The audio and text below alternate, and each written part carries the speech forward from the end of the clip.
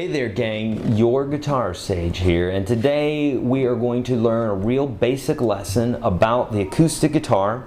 So if you are a fledgling guitar player, a brand new guitar player, this is your lesson, okay? Because we're going to learn a few basic things, and I'm saying from scratch. If you had a first guitar lesson, this is what your guitar teacher should be showing you, okay? So first let's talk about the anatomy of the guitar, and we're going to talk just a slight bit about sound, and we're going to talk a little bit about technique and that sort of thing. So for some of you this is going to be beyond you. For those of you that it's not, stick around and we'll learn a ton today, okay?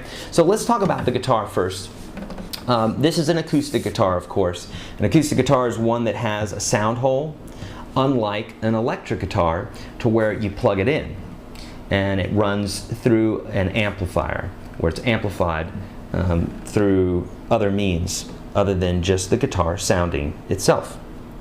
This particular guitar is an acoustic electric, okay? And that means it's acoustic. I can play it like this and you can hear it. Or I can plug it in and it also has a way to amplify it as well. But it's going to sound like an acoustic guitar because that's the way it's set up, okay?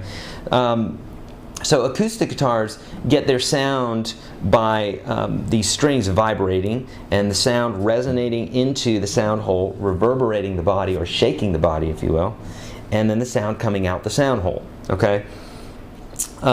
Let's talk about the parts here, and then we'll jump back to sound for a minute, okay? So a guitar, if you think about it like a body, this part right here is the body of the guitar. Some people will call these even the ribs.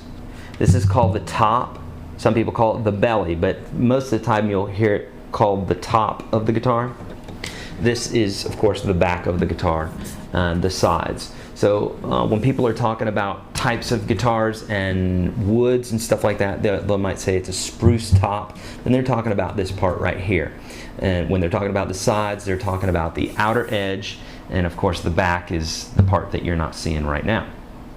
Okay, this right here is called the bridge, and the bridge is the place where the strings start, if you will, or you could say they start here at the tuners, but they start and end from the bridge to the tuners, okay?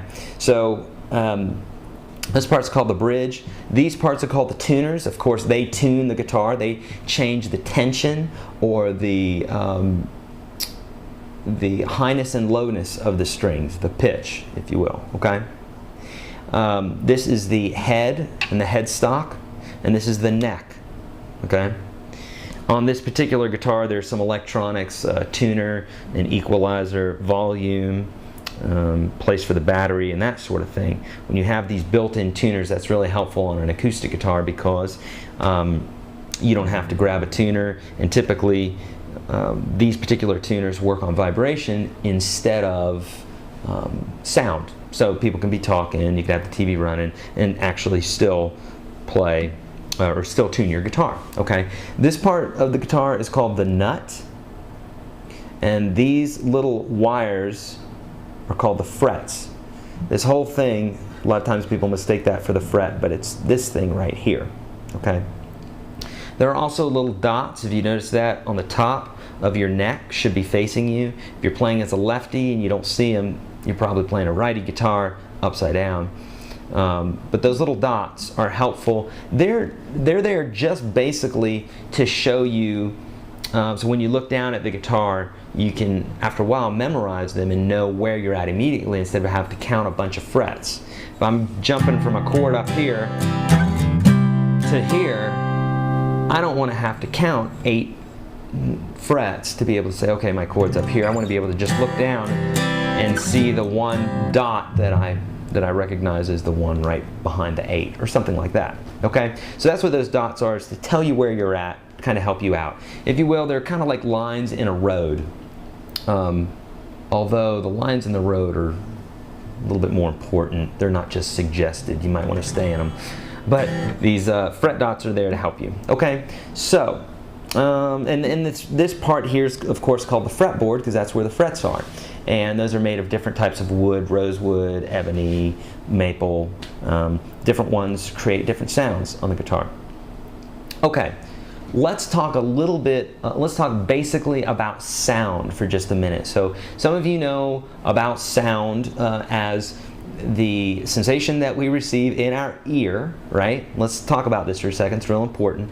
When something vibrates, okay? So when I hit this string, it vibrates, it causes air particles to vibrate, hit your eardrum, and of course we have the sensation of sound. Pitch is the highness and lowness of something. So if this is low, this is high, okay?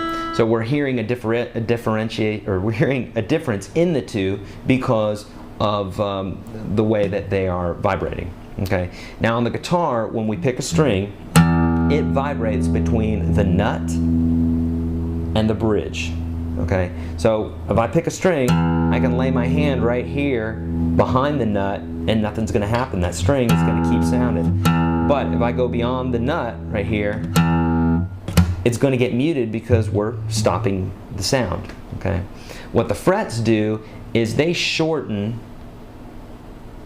or lengthen the string. Okay. So there's a law of nature that says the bigger something is, the deeper that it will reverberate or vibrate at. Everything vibrates, so everything's vibrating, and something bigger is going to vibrate lower than something smaller. That's why the smaller the bird, the higher pitch its sound.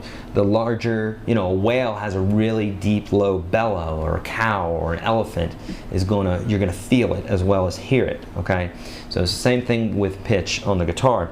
So these thicker strings are gonna sound lower than the higher pitched strings, okay? And also, if we take the string length and we shorten it with these frets, then we have a shorter body again, or shorter string length, which gives us a higher pitch. So for instance, this low string going up the fretboard, we're shortening the string length. Now it's vibrating between the bridge and that fret instead of over here. I can touch here all day long, no problem. But we are shortening the string length, which is increasing our pitch. Okay, so there you go. Those are the basics there regarding sound. Let's talk about some left and right hand techniques. Now, the techniques that I'm giving you today are the exact techniques that I sit down with students every single day and show them. So these techniques are proven and they're going to help you a ton. Okay. As far as your right hand and as far as picking, the way you pick up a pick is typically the way you're going to use it. Most people pick it up like this, or with their first and second finger. Okay. I prefer to hold it with my first finger and my thumb, and I like to hold it at the tip of my fingers, if you will, like this. Some people will hold it like this. Some people hold it like this. Some people even hold it like this. Okay. I don't prefer that because I don't feel like I have the control. So if you want to start off in a way that where you have more control over the pick, play it like this, pinched. Okay, let's try this exercise here. Basically what I want you to do is on this first string here, pick that. And so take the pick and you lay it on the string and press down towards the floor. Okay. Then the second string, third, fourth, fifth, and sixth. Now, you'll notice that I'm counting the strings from the one that's closest to the ground, or the highest pitched string, as a 1, and the lowest pitched string is a 6. That's the way us guitar players identify the strings, as well as string names, which we'll learn in a minute. Okay, so that's your right hand technique. Left hand technique is fairly simple. There's 2 or 3 principles that are really important that you stick to. The one is, make sure you use all your fingers, okay? every single finger you want to use. So if you're playing 4 frets, use 4 fingers. Also play directly on your fingertips. With my students, I'll take a Sharpie pen and literally draw 4 little dots on the tips of their fingers so that they remember when they're looking at their hands not to play like this, to play like that. Okay? Now for newbies, that may not look like much of a difference, this and this, but when you're playing chords, it's a big difference. So believe me now, and you'll understand it more later. So fingertips when you're playing, also play right behind the fret. So for instance, take your first finger, put it behind fret 1, this is fret 1, this is 2, 3, 4, 5, 6, 7, and so on. Fret 1, and play right behind the fret. What I mean by right behind it is, this is the fret, play right here, not back here, where you get that buzzy sound or sometimes like a thumping sound. You don't want that. So scooch up on the fret and play right there. Okay? Take the second finger and play on the second fret. Don't slide your first finger up, use the second finger. And again, right behind the fret. If you're back here, you're going to get that pinched, kind of weird sound. So scooch it up on the fret. Third finger, third fret. Fourth finger, fourth fret. Okay? And at first, just do that. You won't be able to play it that fast at first. You may, depending on how much experience you've had. But that's the exercise that you want to do. And you want to do that for all the strings. If you do that for all the strings, you're going to be really on your way to feeling a little bit better about these strings, or a lot better actually. And then as you get faster and more precise, you'll be able to play more things. Okay, so you got the basic idea there.